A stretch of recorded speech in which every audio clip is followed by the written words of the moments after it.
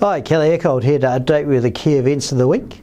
And this week we had a couple of key events, both caused a bit of a splash. The Reserve Bank of Australia had their policy meeting, and of course we had the budget, which was out on Thursday.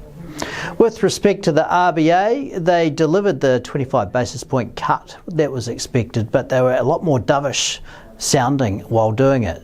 So it really does look like we'll get a bit more interest rate cuts from Australia in the course of this year, as long as inflation remains well behaved.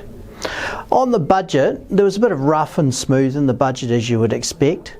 The fiscal deficit path has been revised up a bit, but they've achieved some cost savings such that they can still achieve this wafer-thin surplus in 2028 and 2029, as the Minister promised.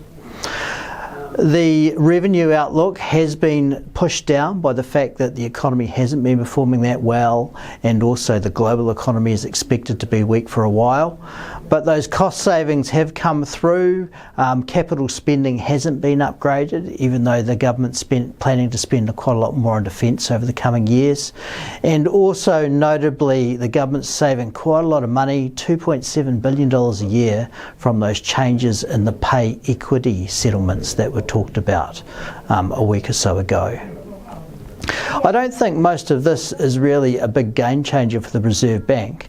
We're putting out our preview this week, and we still expect there'll be a 25 basis point cut at next week's meeting, and the decent chance of another one after that.